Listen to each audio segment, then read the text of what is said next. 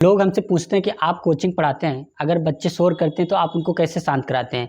तो उनको हम बोलते हैं 1 2 3 4 बच्चों मत करो शोर, लगाओ ध्यान अपनी इस ओर। तो चलिए आप भी ध्यान इसी ओर लगाइए अपना।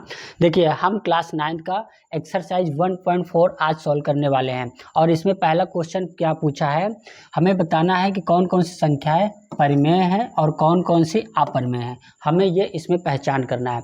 तो ये बहुत ही आसान है, आप देखकर भी बता पाएंगे, बस एक बार समझ लीजिए। देखिए कभी भी जैसे यहाँ पे देखिए ये क्या है, परिमेय संख्या या अपरिमेय है। तो कभी भी आप परिमेय संख्या और अपरिमेय संख्या को जोड़ेंगे तो अगर वो उसमें अपरिमेय है तो वो अपरिमेय में ही आएगा, अगर उसमें से परिमेय या अपरिमेय को माइनस करते हैं तब भी पर वो संख्या अपरिमेय ही होगी। तो जैसे यहाँ पे देखिए ये क्या है, रेशनल है और ये इरेशनल है, ठीक है। तो अब रेशनल में से इरेशनल माइनस करेंगे तो वो हमेशा इरेशनल ही आएगा, ठीक है। तो इसको हम कह सकते हैं ये अपरिमेय है, ये इसको हम बोलेंगे अपरिमेय संख्या, ठीक है।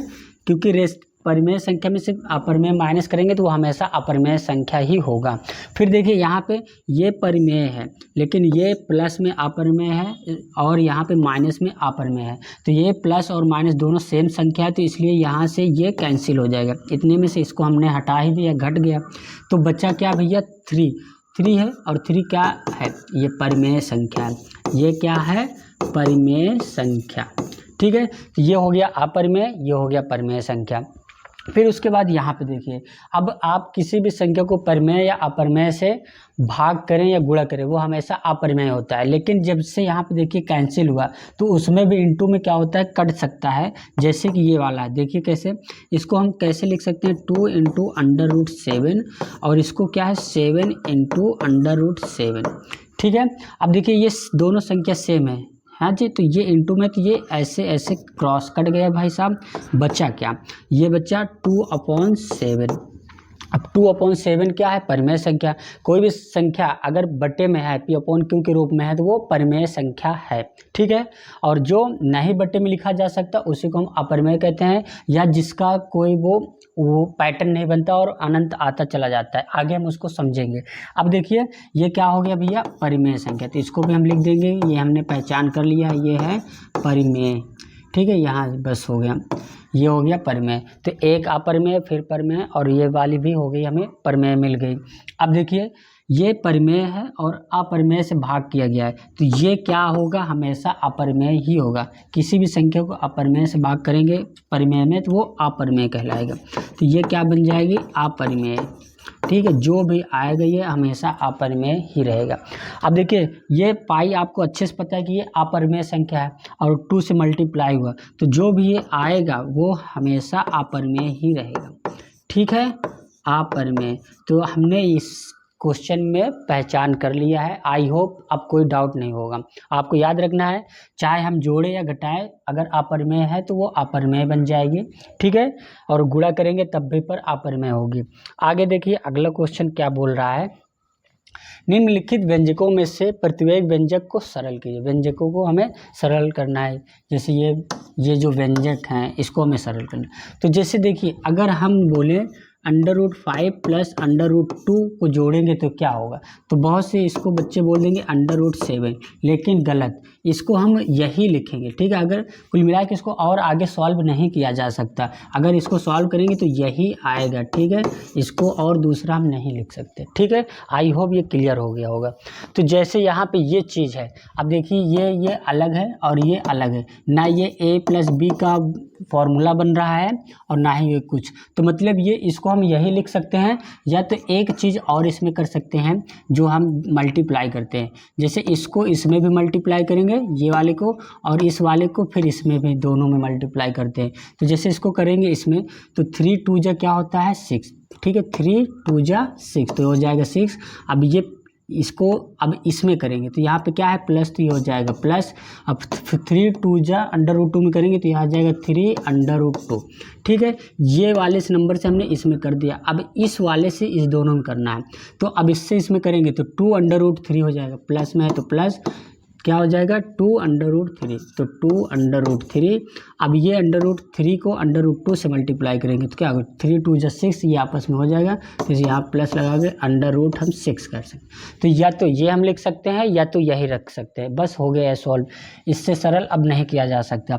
अब यहाँ पे देखिए, यहाँ पे आपको एक फॉर्मूला याद रखना है, जैसे ये एक प्लस में है और एक माइनस में है, ठीक है। तो आपको a + b का फॉर्मूला याद रखना है, जैसे a और यहाँ पे -b ऐसे होता है, तो इसका बेसिकली क्या होता है a² - b², ठीक है, आपको याद रखना है।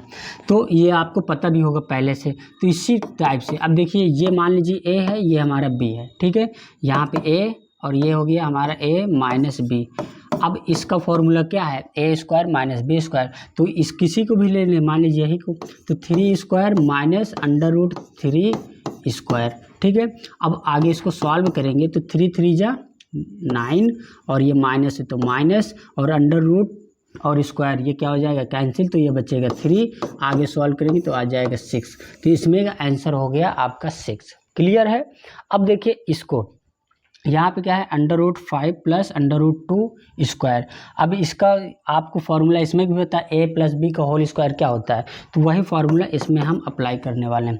देखिए स्क्वायर है ना, तो इसका फॉर्मूला होता है a², ठीक है। यहाँ पे आपको इसका फॉर्मूला ले देते हैं, a + b का होल स्क्वायर क्या होता है a² + b² + 2ab। ये आपको पता होगा, आपको ये अच्छे से आता है, तो वही फार्मूला अप्लाई करेंगे। तो जब √5 का, जैसे √5 है, इसका स्क्वायर करेंगे तो ये क्या हो जाएगा 5 ओनली आएगा, तो हम इसको 5 बस लिख लेते हैं, ठीक है। फिर प्लस है तो प्लस फार्मूले में, फिर b का, तो ये √2 है तो इसको 4 ना करके हम 2 ही रखेंगे, क्योंकि √ कैंसिल हो जाएगा स्क्वायर से। फिर प्लस लगाएंगे, फिर उसके बाद 2ab होता है, तो 2ab क्या रखेंगे इंटू 2, और a क्या है 5 और इंटू b क्या है 2, ये कर देंगे। अब आगे इसको देखिए सॉल्व करेंगे, 5 और 2 हो जाएगा 7, प्लस है तो प्लस, अब इसको गुणा करेंगे तो 2 ही रहेगा, और 5 2 जा 10, तो ये √ में आ जाएगा 10। तो ये इसका हो गया भाई साहब। तो इसको सरल करने पर इतना मिला, इसको सरल करने पर इतना मिला, और ये इतना ही रहेगा। आई होप ये क्लियर हो गया। अब यहाँ पर देखिए यही वाला फॉर्मूला इसमें, जैसे ये वाला अप्लाई किया, एक प्लस में एक माइनस में, ये नहीं सोचिए कि इधर माइनस है उधर प्लस है, फॉर्मूला वही अप्लाई होगा। कौन सा, एक a² - b²। तो अब देखिए इसमें क्या, ये भी √ है, ये भी √ है, तो अगर हम एक बार आपको अच्छे से दिखा देते हैं, ये क्या होगा इसका स्क्वायर माइनस b क्या है √2। अब देखिए इसका स्क्वायर, ठीक है। अब इसको सॉल्व करेंगे तो ये स्क्वायर और रूट कैंसिल हो जाएगा, तो ये हो जाएगा 5 - 2 आया क्या आपका 3, तो 3 आपका हो जाएगा आंसर। इसी टाइप से यहाँ पे ये चीज़ें हुआ, तो ये वाला भी हमने इसको सरल कर लिया है, इससे सरल अब नहीं होगा। तो आई होप ये भी आपको आ गया होगा समझ में। फिर अगला क्वेश्चन क्या है, आपको याद होगा कि पाई को एक वृत्त की परिधि मान लीजिए, ठीक है, या माना ही जाता है, या मान लीजिए बोला है सी, जो परिधि है सी मतलब सरकमफ्रेंस, ठीक है, और उसके व्यास क्या होता है डी, जिसको हम बोलते हैं डायामीटर के अनुपात से परिभाषित किया जाता है, अर्थात पाई = C/D। अब देखिए ये कहना क्या चाह रहा है कि मान लेते हैं कि C और D जो है पाई का रेशियो है, ठीक है। जो सर्कल होता है, जैसे यहाँ पे आप देख लीजिए, ये मान लीजिए सर्कल है, तो ये जो सरकमफ्रेंस है, ये जो ऐसे वो हो गया C, और ये हो गया डायामीटर D, तो इसका जो रेशियो है C/D वो पाई के बराबर, यहाँ पे आपको दिख भी रहा है, देख सकते हैं आप, ठीक है। अब देखिए, अब अपरिमेय संख्या का रूल क्या होता है, हमें पता है कि पाई जो है अपरिमेय संख्या, क्या है अपरिमेय संख्या, और अपरिमेय संख्या को P/Q के रूप में नहीं लिखा जा सकता, लेकिन ये P/Q के रूप वाले शेप में है। तो आप इसको कैसे वो करते हैं, यहाँ पे लिखा है ना, इस अंतर विरोध का निराकरण आप किस प्रकार करेंगे। तो देखिए हम इस प्रकार कर सकते हैं भाई, क्योंकि हमें पता है जो पाई है वो एग्जैक्ट वैल्यू इसकी नहीं है, ठीक है। जो ये पाई है वो एग्जैक्ट वैल्यू नहीं, ये आता है 3.141592, इसी टाइप से ये आता चला जाता है, ठीक है। इसमें ना कभी ये रिपीट होता है और ना ही कोई पैटर्न बनता है। तो ये जो C और D है ये एग्जैक्ट वैल्यू नहीं है। आई होप आप समझ गए होंगे। तो इसलिए ये P अपॉन Q के रूप में ये लिखा है और वो पाई अपरिमेय संख्या है, तो इसलिए अपरिमेय ही रहेगा, ना कि इसकी वजह से ये परिमेय बन जाएगा। नहीं तो आपको लगेगा कि ये तो C अपॉन D और ये तो परिमेय संख्या का वो है, मतलब उदाहरण है ना। तो इसलिए ये परफेक्ट एग्जैक्ट वैल्यू नहीं है, आप ये कह सकते हैं। आई होप ये आप समझ गए होंगे। आप लिख भी सकते हैं कि पाई जो है एग्जैक्ट वैल्यू नहीं है परिधि और सरकमफ्रेंस का रेशियो। अब अगला क्वेश्चन ये है, संख्या रेखा पर √9.3 को निरूपित कीजिए। अब देखिए, आप अभी तक √5 को निरूपित करना सीखे हैं पिछले एक्सरसाइज में, अब हमें पॉइंट में इसको निरूपित करना है। तो बहुत ही सिंपल सा है, आप इसको भी समझ जाएंगे, बस आपको ध्यान यहाँ देना है। देखिए, जो हम बोल रहे हैं उसको ध्यान से गौर करिएगा, हम क्या बोल रहे हैं।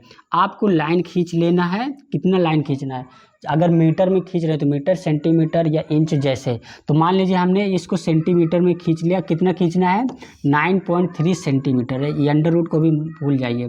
तो मान लीजिए हमने ये खींच लिया 9.3 सेंटीमीटर, ठीक है। इसको हम लिख सकते हैं यहाँ पे, यहाँ से ले करके यहाँ तक ये है 9.3 सेंटीमीटर, क्लियर है। अब यहाँ से 1 सेंटीमीटर मान लीजिए आपको और खींच लेना है, ठीक है। यहाँ जहाँ तक ये हो गया आपका 9.3 सेंटीमीटर, ठीक है, यहाँ से लेकर यहाँ तक का, और ये 1 सेंटीमीटर और हमने प्लस कर लिया। अब उसके बाद क्या करना है, यहाँ से लेकर यहाँ तक के बीच में इस एक परपेंडिकुलर खींचना है। तो इसको एग्जैक्ट कैसे निकालेंगे, आप कंपास यहाँ रखेंगे, ठीक है, और इसके आधी दूर से ज़्यादा कंपास लेकर ऐसे ऊपर कट लगाएंगे, ऐसे कहीं कट लग जाएगा, फिर इस उतना ही कट लेकर डिस्टेंस यहाँ रखेंगे कंपास, और फिर ऐसे कट लगाएंगे, और इसी टाइप ऐसे इधर नीचे भी लगाएंगे और इस साइड भी लगाएंगे। तो ये दोनों लाइन को आप मैच करा देना, ठीक है, आपको परफेक्ट कर लेना है, आपको समझ लेना है, ठीक है।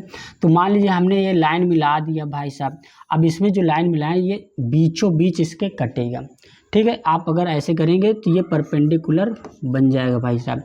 आई होप ये क्लियर हो गया। अब उसके बाद जहाँ पे ये बीच आया परपेंडिकुलर, यहाँ पे कंपास रखेंगे और इस साइड पूरी या इस साइड किसी भी साइड रखेंगे और इसका आधा सर्कल बनाएंगे, सेमी सर्कल, ठीक है। ये आकर यहाँ ऐसे मिल जाएगा।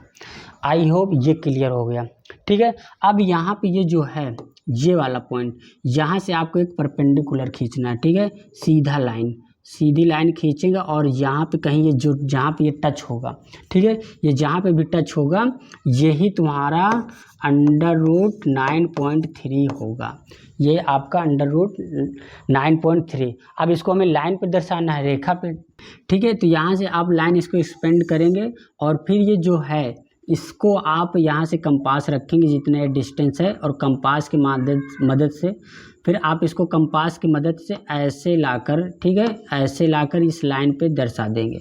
अब ये जो यहाँ पे आया, जहाँ पे कट हुआ, ये जो इसका डिस्टेंस है, ठीक है, ये जो डिस्टेंस है ये √9.3 होगा, ऐसे आप दर्शा सकते हैं। बस आपको हो गया। इसका आप नाम दे सकते हैं, मान लीजिए इसका ए दे दीजिए और यहाँ ये बी है और ये हो गया सी, ठीक है। तो आप इसको बोल सकते हैं AC बराबर √9.3। आई होप आप समझ गए होंगे कैसे आप संख्या ये √9.3 को संख्या रेखा पे लिख सकते हैं या निरूपित कर सकते हैं। अब देखिए अगला क्वेश्चन क्या है, निम्नलिखित के हरों का परिमेयीकरण कीजिए। परिमेयीकरण क्या होता है वो आप देखिए, समझ जाएंगे आप बहुत जल्दी से।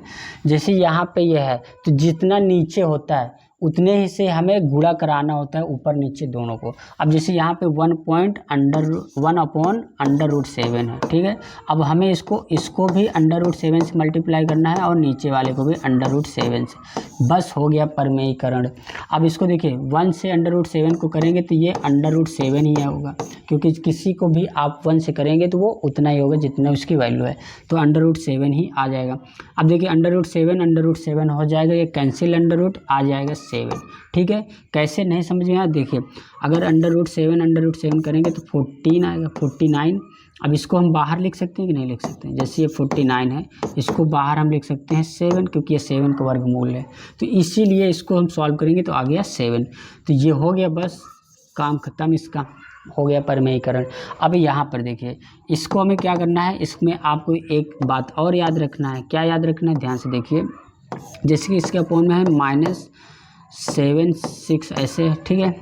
अब इसको जैसे ये माइनस में है तो इसको जो ऊपर नीचे दोनों गुणा कराएंगे, ये माइनस में तो इसको हम प्लस से करेंगे, किससे, प्लस से।